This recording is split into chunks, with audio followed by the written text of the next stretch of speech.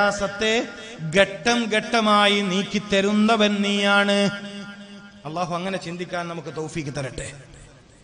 അള്ളാഹു അങ്ങനെ ചിന്തിക്കാൻ നമുക്ക് തൗഫീക്ക് നൽകട്ടെ. രോഗം മാറുമോ എന്ന ബേജാർ എന്തുകൊണ്ടാ വരുന്നത്? നമ്മൾ ഇന്ന് കൂടുതലും ചർച്ച ചെയ്യുന്ന ബേജാറിനെ കുറിച്ചാണല്ലോ. ബേജാറ് കൂടുന്നതാണല്ലോ പലർക്കും രോഗം ശിഫയാവാൻ വൈകുന്നത്. ഒരു രോഗിക്ക് പാടില്ലാത്തൊരു കാര്യം എന്താണ്?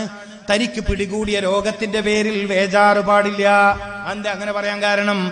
ബേജാറ് വരുമ്പോ എന്ത് സംഭവിക്കും? രോഗം വർദ്ധിക്കും പ്രിയപ്പെട്ടവരെ. ബേജാറ് വരുമ്പോ രോഗം വർദ്ധിക്കും പ്രിയപ്പെട്ടവരെ. അപ്പൊ നമ്മുടെ പരിപാടിയുടെ വിജയത്തിന് വേണ്ടിയിട്ട് സംഭാവനക്ക് വേണ്ടി വരുന്നുണ്ട്.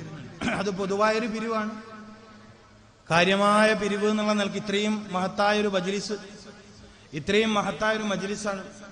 ഇൽമ പറയുന്നതാണ്, ജീവിതത്തിൽ നമ്മുടെ ആയുസ്സിനും ആഫിയത്തിനും ബർക്കത്ത് കിട്ടിയ സദസ്സാണിത്. ജീവിതത്തിൽ ഏറ്റവും അനിവാര്യമായ ഇൽമ പഠിക്കാൻ അള്ളാഹു അവസരം തന്ന സദസ്സാണിത്.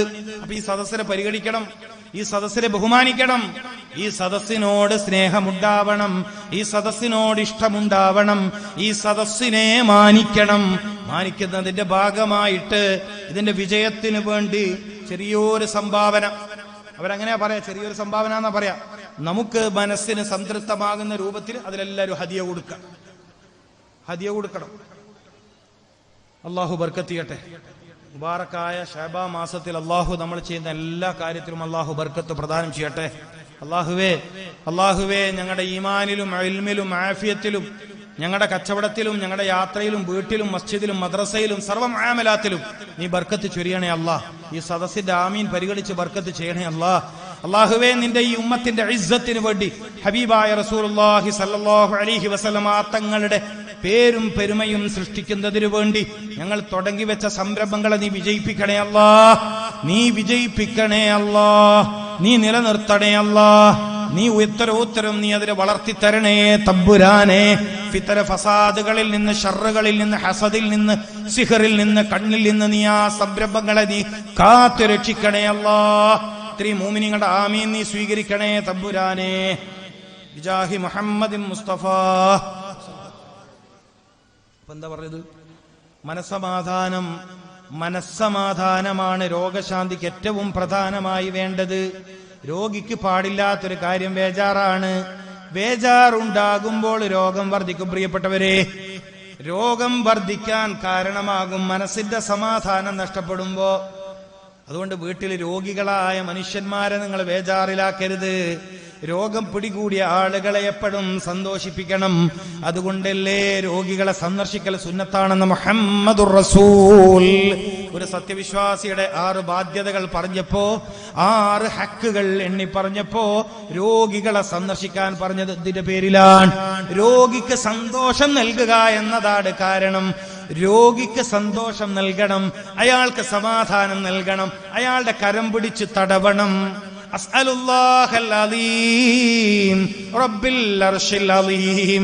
ഒരു രോഗിന്റെ കൈപിടിച്ച് ചൊല്ലേണ്ട ദിക്ർ ഹബീബായ റസൂൽ സല്ലല്ലാഹു അലൈഹി വസല്ലമ തങ്ങൾ എന്തിനാ പഠിപ്പിച്ചത്? രോഗിക്ക് സമാധാനം കിട്ടാൻ. രോഗിന്റെ വലത് കൈയിന്റെ ഇവിടെയാണ് തടവി കൊടുക്കേണ്ടത്. ശ്രദ്ധിക്ക്, ഇതൊക്കെ പഠിക്കേണ്ട കാര്യമാണ്. വെറുതെ ഓറഞ്ചും വാങ്ങി വർത്താനം പറഞ്ഞ് രോഗിനെ പേടിപ്പിച്ച് വരരുത്. മനസ്സിലായില്ലേ? രോഗിനെ കാണാൻ പോവും, നല്ല കാര്യമാണ്, സുന്നത്തായ കാര്യമാണ്. ഓറഞ്ച് കൊണ്ടുപോകുന്നതും മധുരം കൊണ്ടുപോകുന്നത്, പഴം കൊണ്ടുപോകുന്നത്, ഹദിയ കൊണ്ടുപോകുന്നത് നല്ല കാര്യമാണ്. അവന്റെ ശരീരത്തിന് ആരോഗ്യം നൽകുന്ന കാര്യമാണ്. പക്ഷെ ചിലയാളെങ്കിലും രോഗികളെ ബേജാറാക്കി തിരിച്ചു വരാറുണ്ട്. സൂക്ഷിക്കണേ. നിങ്ങളെന്തിനാ പറയണേ?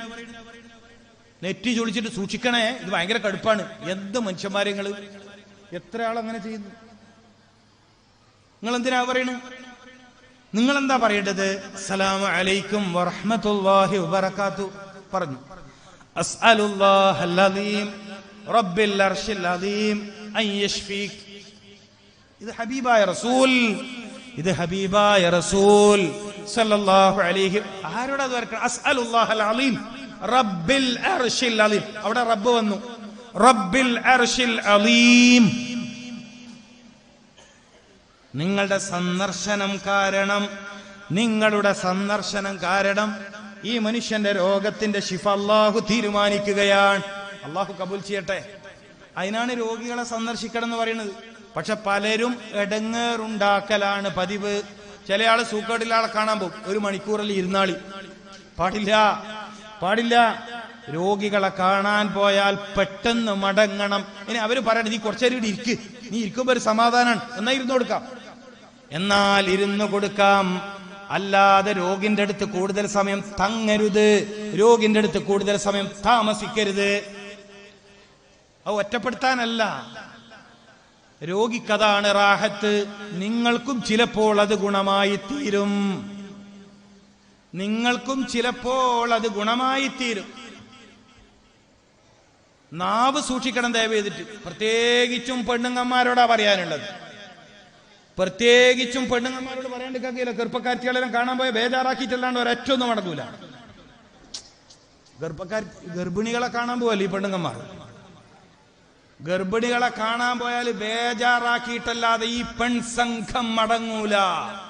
അല്ലാന്ന് പറയട്ട്, അല്ലാന്ന് പറയട്ട്. ഔ നീ എന്തൊരു ഭാഗ്യവതിയാണ്, നീ എന്തൊരു ഭാഗ്യവതിയാണെന്ന് ഗർഭിണിയോട് പറഞ്ഞ ഏതെങ്കിലും പെണ്ണുങ്ങൾ ഈ സദസ്സിലിരിക്കുന്നുണ്ടോ? ഉണ്ടോ?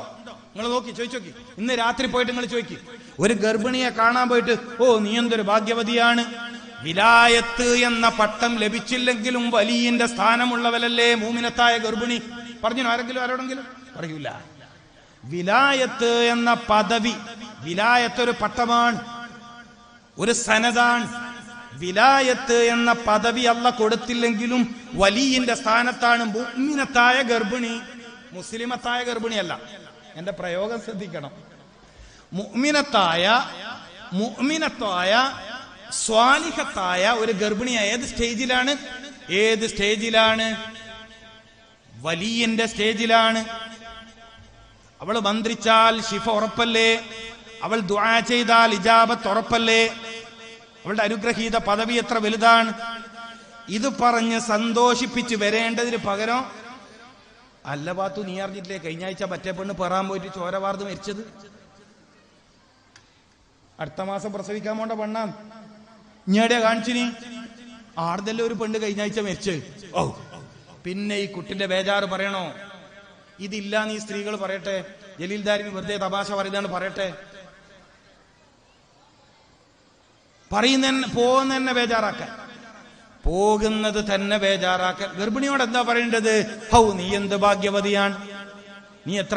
ചില ഗർഭിണികളെല്ലാം അവിടെ വരും, ദ്വാരക്കണേ. ഞാൻ പറയും ഞാൻ ദ്വാരക്കൂല, നിങ്ങൾക്ക് ഞാൻ ദ്വാരക്കേ, നിങ്ങൾ എനിക്ക് വേണ്ടി ദ്വാരക്കി. ഗർഭിണിയായ ഭാര്യയുള്ള ഭർത്താവ് എത്ര ഭാഗ്യവാനാണ്. കാരണം വലിയ റഹ്മത്തല്ലേ 9 മാസം. അതുകൊണ്ടല്ലേ നല്ലോണം പെറുന്ന പണ്ടക്കെട്ടണം എന്ന് പറഞ്ഞിനി. മനസ്സിലായില്ല? അത് പറഞ്ഞത് ഇതില്ല. കൂടുതൽ പ്രസവിക്കുന്ന സ്ത്രീയെ എന്തായാലും പറയാ വലൂദ്, എന്താ പറയാ? തസവ്വുജുൽ വലൂദ്. വലൂദ് എന്ന് പറഞ്ഞാൽ നല്ലോണം പ്രസവിക്കുന്ന പെണ്ണെ കെട്ടണം. എന്തുകൊണ്ട്? ഓക്ക് 2 ഗുണമാണ്. ഓക്ക് 2 ഗുണമാണ്. ഒന്ന് വല്ലാത്ത സ്നേഹം നിറഞ്ഞു നിൽക്കുന്ന പെണ്ണായിരിക്കും. മവദ്ദത്തെ അള്ളാഹു തൗഫീഖ് ചെയ്യട്ടെ. അതുകൊണ്ട് കെട്ടാൻ ബാക്കിയുള്ള ചെറുപ്പക്കാര് ആരെങ്കിലും ബാല്യക്കാരുണ്ടെങ്കിൽ കെട്ടുന്നതിന് മുമ്പ് ഈ കാര്യം കൂടി ഏത് നല്ലോണം പ്രസവിക്കോന്ന് ചോദിക്കുന്ന നല്ലതാണ്. എന്നാ പെണ്ണ കിട്ടിയെന്നെ, എന്നാ പിന്നെ പെണ്ണ കിട്ടിയെന്നെ. അപ്പുറം ബബുള്ളർക്ക് തോന്നുന്നുണ്ട് ഉസ്താദിന് ഇത് പറയല്ലേ വേണ്ടു അല്ലേ, ഇതിന്റെ അടങ്ങാറ് വെച്ച് ഞമ്മയല്ലേ സഹിക്കേണ്ടത്. ജീവിതത്തിൽ ഒരു പെൺകുട്ടി ഏറ്റവും അനുഗ്രഹീതമാവുന്നത് ഗർഭകാലത്താണ്. ഇതിന്റെ എല്ലാം മഹത്വവും ഇതിന്റെ ഗുണവും അറിഞ്ഞാല്, ഇതിന്റെ മഹത്വവും ഇതിന്റെ ഗുണവും അറിഞ്ഞാല് പിന്നെ സ്ത്രീകൾ പ്രസവിക്കാതിരിക്കാൻ വിടൂല, പ്രസവം നിർത്താനൊന്നും വിടൂല. ആരോഗ്യം, സൗന്ദര്യം, ആരോഗ്യം നിലനിൽക്കും, സൗന്ദര്യം നിലനിൽക്കും, ദീർഘായുസ്. ആരോഗ്യം, സൗന്ദര്യം, ദീർഘായുസ്. ഇതിനെപ്രന്താ വേണ്ട? അള്ളാഹു തൗഫീഖ് ചെയ്യട്ടെ. ആമീൻ. എന്താ പറയാൻ പേടിച്ച? പ്രസവിക്കേണ്ട കാര്യത്തിൽ നിങ്ങൾ എന്താ ആമീൻ പറയാത്തത്? അള്ളാഹു തൗഫീഖ് ചെയ്യട്ടെ. അതൊക്കെ വലിയ നിയമത്താണ്. ഇപ്പൊ ഞാനിപ്പോ അൽഹംദുലില്ലാ തളിപ്പറമ്പിൽ പ്രസവത്തിന് സൗകര്യമുള്ള ഒരു ആശുപത്രി